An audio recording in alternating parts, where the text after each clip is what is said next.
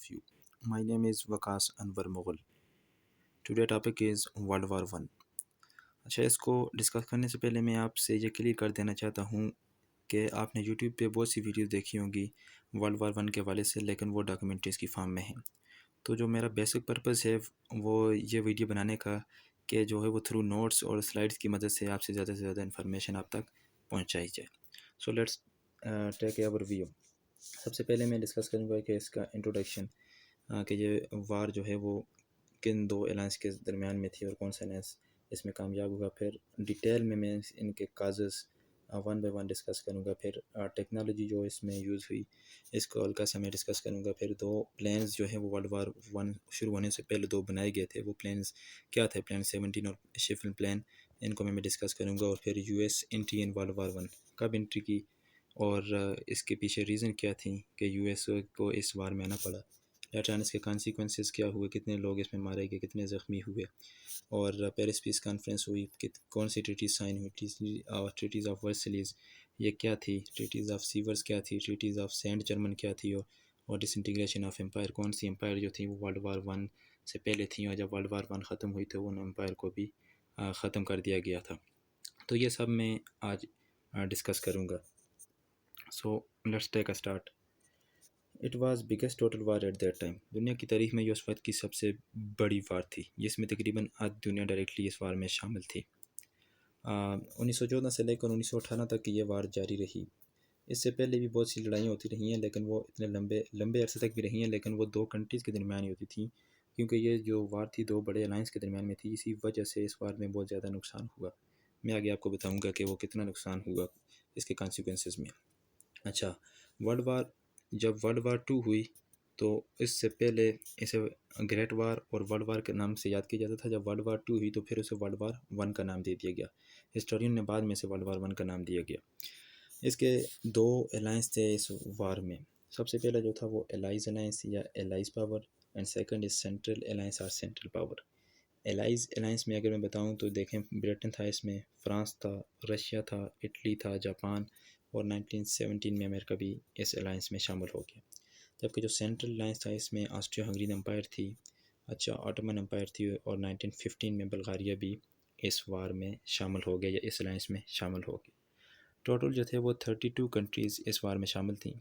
इसमें जो है more than 20 countries were supported the allies power, या वो एलाइज अलायंस में थी, जिसकी वजह से जो एलाइज पावर था वो इस वार में कामयाब हो गया और सेंट्रल पावर को डिफीट किया। अब ये तो इसको हल्का सा इनका इंट्रोडक्शन था। So let's talk about the causes of the world war one. Causes में सबसे पहले जो है वो military alliances and counter alliances है। अच्छा, 1882 में जर्मनी के जो चांसलर है बिस्मार्क, उसने एक अलाइंस बनाया, ठीक है, जिससे ट्रिपल अलाइंस के नाम से याद किया जाता है।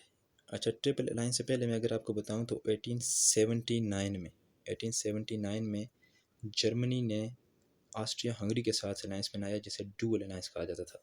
लेटर ऑन जब इसे इटली ने इसे 1882 में ज्वाइन किया तो फिर इसे ट्रिपल अलाइंस का नाम दे दिया गया। लेटर ऑन जब बिस्मार्क को हटाकर विलियम ने गवर्नमेंट संभाली तो ये बहुत ही ज़्यादा अग्रेसिव था। उसकी फॉरेन पॉलिसी फ्रांस और बल्कि जितने भी यूरोपियन कंट्रीज़ थे उनके अगेंस्ट थी। ये जर्मनी को ना सिर्फ सुपर पावर बल्कि वर्ल्ड पावर बनाना चाहता था। तो रशिया और फ्रांस ये दोनों ने क्या किया कि जर्मनी के डर से एक अलायंस बनाया। इनने जब ये अलायंस बनाया तो ये 1894 में बनाया था। अब ये अलायंस में यह था कि जर्मनी जब किसी एक पे भी अटैक करेगा तो ये दोनों कंट्रीज़ हैं वो मिलकर जर्मनी पे अटैक करेंगे। इसके बाद यूके कहला था, तो यूके ने जर्मनी के साथ अलायंस बनाने की कोशिश की लेकिन नाकाम हुआ। फिर उसने जापान के साथ अलायंस बनाया और लेटर ऑन यूके ने फिर क्या बनाया कि रशिया और फ्रांस के साथ अलायंस बनाया 1907 में। तो इस तरह से ये अलायंस बन गया। अब आप देखें तो जो ट्रिपल इंटेंट है, इंटेंट भी फ्रेंच वर्ड है, इसका मतलब भी अलायंस ही होता है। तो इस तरह से ये जो है वो alliance, central alliance, allies alliance आपको एक तरह से कंप्लीट होता हुआ दिखाई दे रहा है। रशिया फ्रांस था, यूके आगे जापान के साथ, और लेटर ऑन फिर अमेरिका भी इसमें आ गया।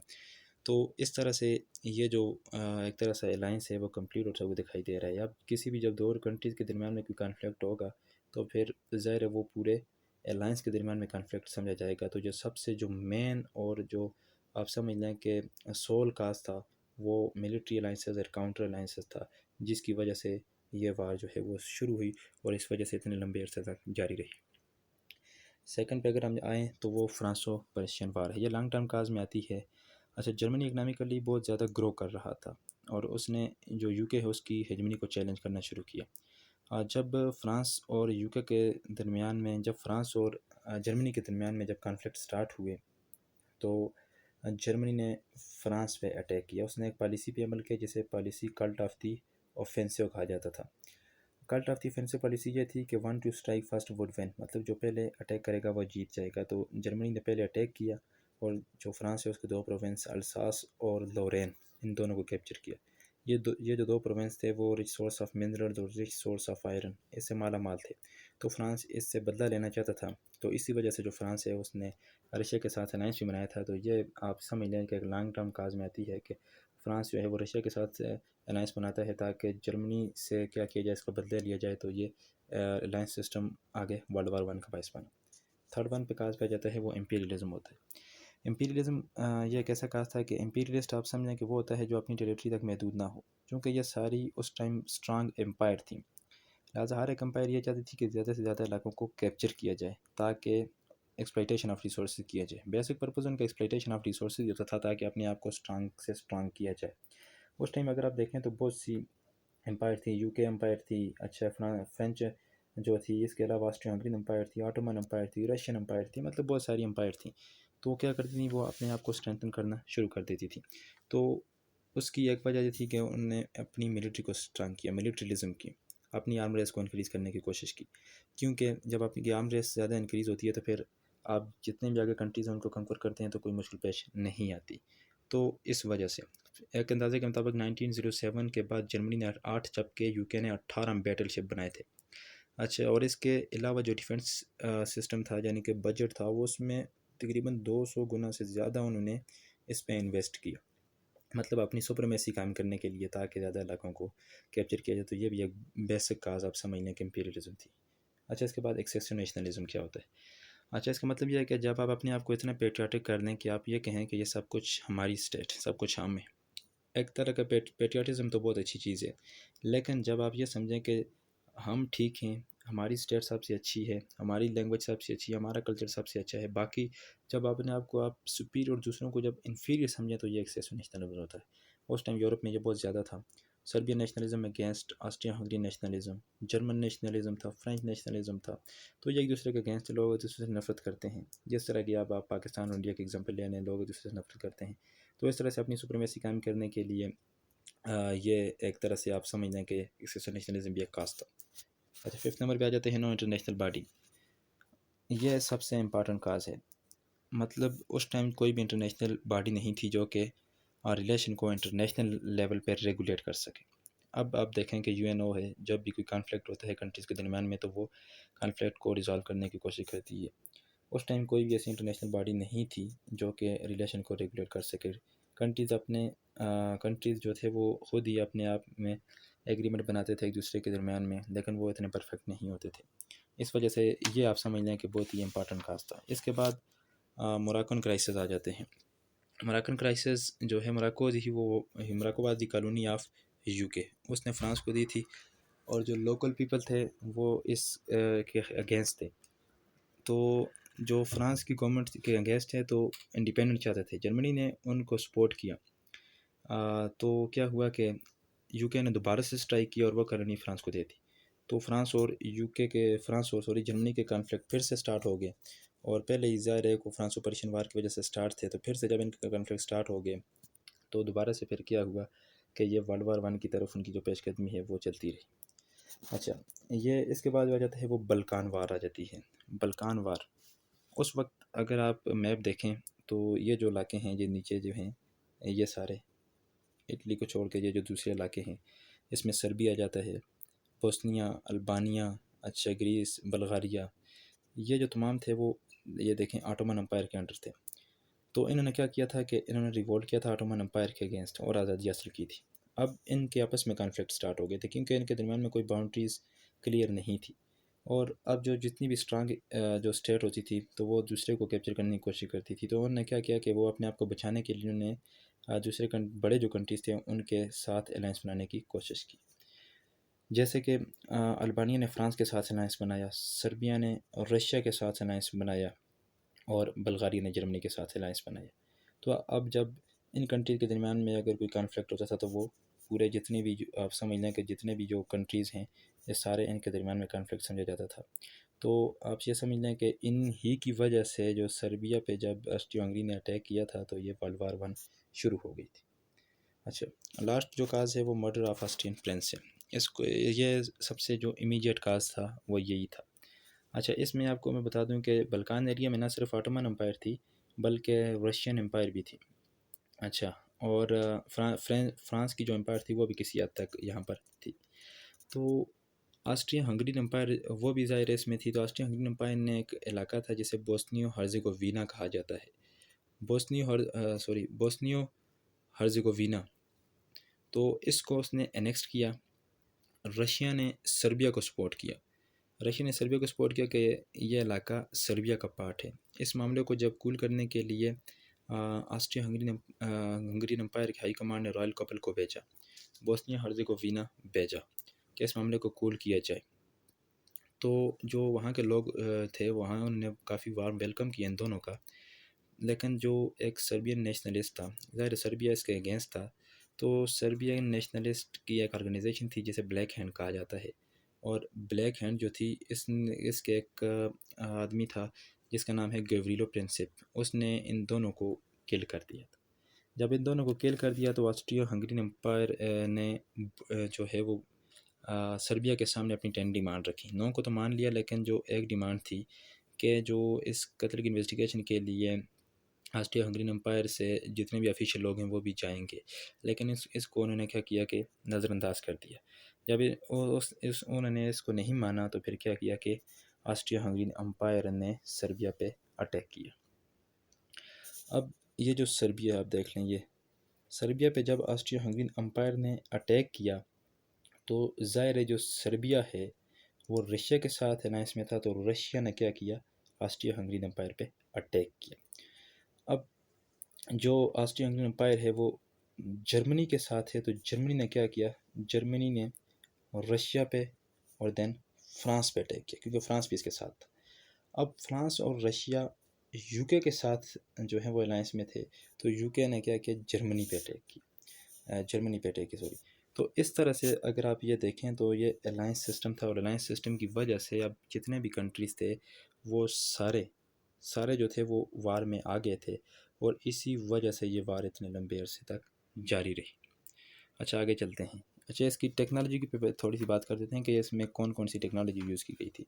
اچھا، اس میں ایئر پلینز یوز کیے گئے تھے فرسٹ ٹائم اس وار میں، سے پہلے ایئر پلین نہیں یوز کیے گئے تھے۔ اس کے علاوہ پوائزنس گیس جو تھی، جو کہ بہت سے جو سولجر تھے ان کو بلائنڈ بھی کیا گیا تھا، بہت سے سولجر اندھے ہو گئے تھے اس گیس کی وجہ سے، یہ بھی فرسٹ ٹائم یوز کی گئی تھی۔ کمیونیکیشن سسٹم کے لیے ڈاگز، ریڈیوز، ٹیلی فون، ان کا استعمال بھی کیا جاتا تھا۔ اس کے علاوہ ٹینکس کافی بڑے ان نے کافی گرو کیا تھا، اور کافی اہم کردار ادا کیا تھا جنگ میں۔ مشین گنز جو تھی چھوٹی بھی تھیں، اور اس کے علاوہ بڑی مشین گن بھی یوز کی گئی تھی۔ سب میرینز جرمنی نے بھی کافی اس پہ کام کیا تھا۔ یو کے تو ہے اس کے پاس بہت سی سب میرینز تھی، تو اس طرح سے یہ جو تھی وہ ٹیکنالوجیز یوز کی گئی تھی آپ کی انفارمیشن کے لیے۔ اچھا، اس کے بعد میں آ جاتا ہوں پلینس پہ کہ اس میں کتنے پلینس بنے تھے۔ میں آپ کو شروع میں بتایا تھا کہ 2 پلین تھے، ایک شفل پلین تھا، اور دوسرا پلین 17۔ اچھا، شفل پلین پہ آ جاتے ہیں جو کہ جرمنی نے بنایا تھا۔ اب یہ جرمنی نے یہ پلان بنایا تھا کہ اس نے پلان بنایا تھا کہ ویسٹرن سائڈ سے ہم فرانس پہ اٹیک کریں گے، جو بیلجیم ہے وہ تو ظاہر وار میں شامل نہیں ہے، پہلے ہم اس پہ اٹیک کریں گے، اس سے ہوتے ہوئے ہم فرانس پہ اٹیک کریں گے، اور ایسٹرن سائڈ سے ہم رشیا پہ اٹیک کریں گے۔ اگر آپ میپ میں دیکھیں تو یہ آپ دیکھ لیں کہ یہ بیلجیم آ جاتا ہے۔ بیلجیم نیوٹرل تھا، تو جرمنی نے یہ کہا کہ ہم اس پہ اٹیک کریں گے، پہلے بیلجیم پہ، اور بیلجیم کے بعد ہم کیا کریں گے، فرانس پہ اٹیک کریں گے، جبکہ ایسٹرن سائڈ پہ ہم کیا کریں گے، رشیا پہ اٹیک کریں گے۔ تو یہ جو شروع میں تو پلان کافی کامیاب ہوا، لیکن آخر میں جا کر یہ پلان فیل ہو گیا۔ اچھا، دوسرا پلان 17 کی طرف آ جاتے ہیں جو کہ فرانس نے بنایا تھا۔ فرانس نے یہ بنایا تھا کہ یہ پلان میں یہ تھا کہ جرمنی پہ ہم اٹیک کریں گے، الساس اور لورین، یہ جو دو پروونس تھے جو کہ جرمنی نے فرانس سے کیپچر کیے تھے۔ اگر آپ کو یاد ہو، فرانسو پرشین وار جو کہ 1870 میں ہوئی تھی، پہلے ہم ان پہ اٹیک کریں گے، فرانس نے یہ کہا، پھر ہم اس کے بعد کیا کریں گے، جرمنی پہ ہم فل اٹیک کریں گے، اور یہ اٹیک ہم بائی سائیکل اور ہارسز کی مدد سے کریں گے۔ یہ پلان جو تھا وہ فیل ہو گیا کیونکہ جو جرمنی کا جو ڈیفینس سسٹم تھا وہ کافی زیادہ اسٹرانگ تھا۔ اس کے بعد U S A entry in World War One. اب یو ایس اے جو ہے وہ اس ورلڈ وار ون میں کیوں آیا، اس کے پیچھے کون کون سے کازز تھے؟ اچھا، اس کے دو بڑے امپارٹنٹ اور دو امپارٹنٹ کازز تھے۔ اچھا، ایک بات تو یہ ہے کہ رشیا جو تھا وہ 1917 میں جب اس میں کمیونسٹ ریولوشن آ گیا تھا تو اس نے سینٹرل لائنس کے ساتھ ایک ایگریمنٹ کیا اور وہ جنگ سے لڑ ہو گئی۔ دوسری، اب رشیا میں U S A entry in World War One, U S A پہلی ریزن تو یہ تھی کہ یو ایس اے اور برٹن کے درمیان میں ٹریڈ ہوتی تھی۔ امریکہ اور یو کے ایک دوسرے کے درمیان میں جو ہے وہ امپورٹ ایکسپورٹ کرتے تھے مشین کی اور گڈس کی، اور اس طرح سے ایک جب برٹش شپ جو ہے وہ آ رہا تھا تو جرمنی نے اپنی سب میرین کو استعمال کیا اور اسے ڈسٹرائی کر دی۔ تو اس میں 1000 سے زیادہ لوگ تھے جس میں 128 امریکن بھی تھے۔ ایک تو یہ ریزن تھی کہ امریکہ کو اس جنگ میں آنا پڑا کیونکہ وہ جو اپنے جو پیپل تھے جو مارے گئے تھے ان کا بھی بدلہ لینا تھا، اور دوسری یہ تھی کہ کیونکہ ان کی ٹریڈ جو ہے وہ ختم ہونے کا خدشہ تھا کیونکہ جرمنی نے اٹیک کیا تھا۔ اچھا، دوسری جو ریزن تھی وہ امریکہ نے ورلڈ وار ون میں یو کے کی بینکوں کو اور فرانس کی بینکوں کو بہت سا لون دیا تھا۔